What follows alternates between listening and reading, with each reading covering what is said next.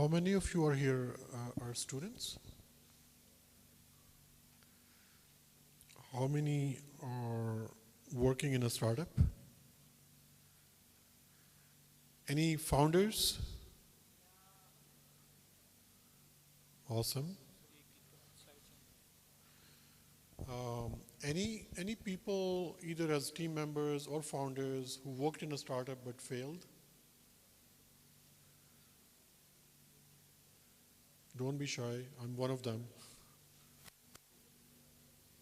Okay, so I want to draw upon my lessons that I learned while I was part of the founding team at Careem, where the journey was amazingly successful.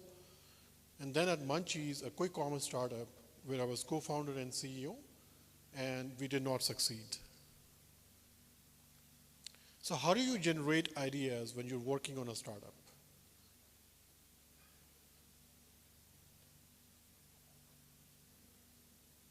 I often see founders obsessing about TAM being big enough. Do you all know what TAM is? Total addressable market.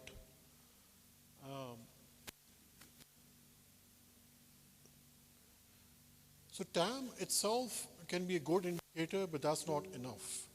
For example, in Pakistan, people shop or buy groceries for at least tens of billions of dollars every year. And that's a very big number. But the real question that you need to ask is whether there are enough people who will use my service at a premium. And the answer in this case is probably not.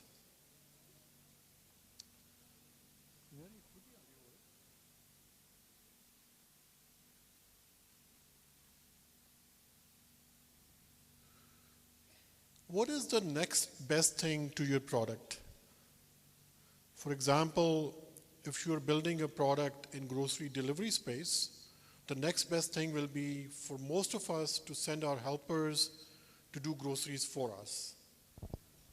And some of us don't mind going to supermarkets once in a while to shop for themselves. Personally, I will run away as far as I can from grocery shopping myself, but there are some of us who actually use it as a fun and social experience. Now, contrast that with the example from ride-hailing. In ride-hailing, let's say you're working on a product for such as Careem or Uber, where you can order a car sitting on the couch, versus the next best thing would be you going out on the road, hailing for a rickshaw, haggling for the prices, etc., etc. And we all know it's a terrible experience. So the delta here between the product you're working on and the next best thing is pretty large, right? And that makes it for a good opportunity.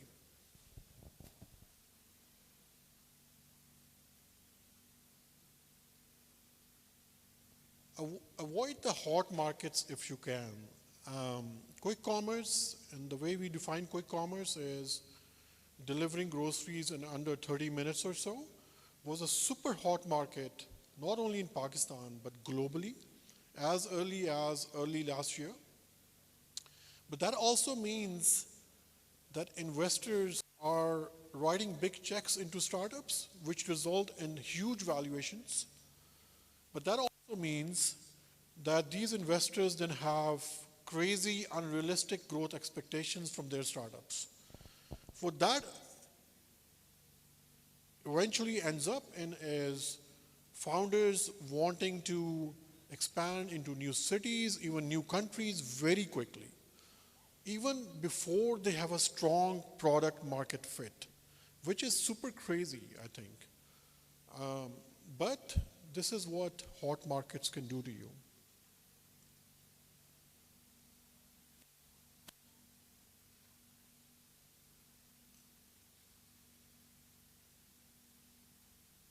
You guys understand what moat is? Moat is something you can defend, that's something that helps you protect your business against competition. So one type of moat is money moat. An example would be, for example, Airlift raising a whopping $85 million, which was a great example for the whole ecosystem. And it also allowed them to make a statement. For any new entrants, if you enter the market, we can kill you. And not only to the startups, the same message goes to companies like Careem also, that if you want to enter the grocery market business, we will give you a really tough time. But the money moat alone is usually not enough. It has to be complemented with a strong product moat. Let me give you a couple of examples of how you can build a strong product moat from my time at Careem. So automating supply and demand is a very common problem in many startups in Pakistan, but any kind of automation can help. At Careem, in the first 6 months, we were able to develop a tangible algorithm that helped supply and matching of supply and demand, and it's never perfect. It always gets better with time. Even with 6 months of data and feedback and improvement and iteration, it was good enough that even at that point, if a new entrant came into the market and tried to enter the ride-hailing market, they will have to do a lot of work before they could catch up to us. Because it's not something that you can buy overnight. You can get a big check, but it would still take you time to catch up to an algorithm that's been developed for 6 months based on data and feedback. Another example would be, creating stickiness in your product. So Careem initially was built as a B2B platform where companies could let their employees book rides. That was great for us because it allowed us to get data and feedback from those customers very early on and improve the product. But more importantly, most of these customers would then use Careem as the platform for their personal needs as well. And lastly, because now these customers had data such as invoices, their past rides, and other data on Careem platform, it made it a little less likely for them to switch to another platform. Now, both these examples are examples of product moat. And what you're doing is you're creating value for the long term. Compare it with discounts, and discounts have a role to play, especially when you're acquiring new users, when you're entering new markets, or when you're building a new habit. You need discounts, but beyond that, discounts have a zero residual value. You should work on things that can create value for the long term.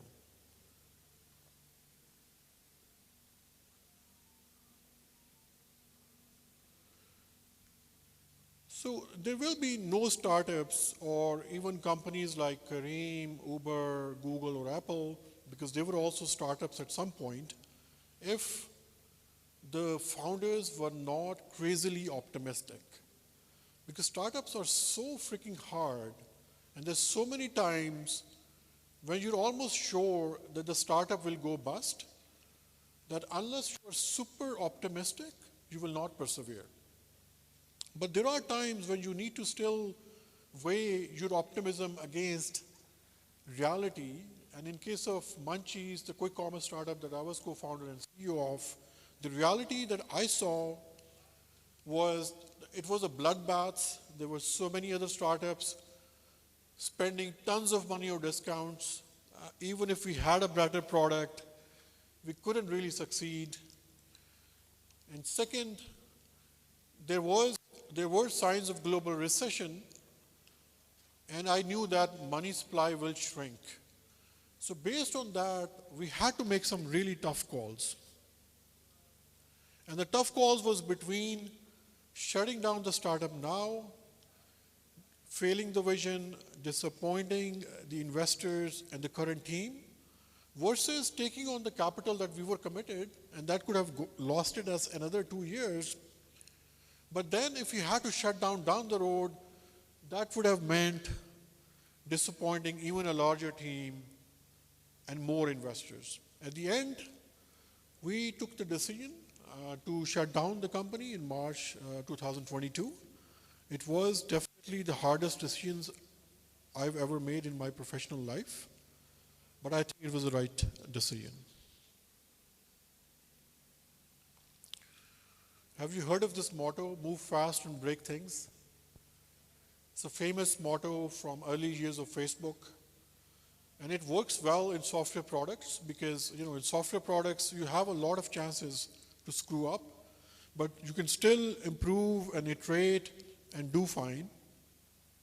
But does it work at a startup level? If your startup shuts down, it's not going to come back up, right? But I will argue that it does work from the ecosystem perspective.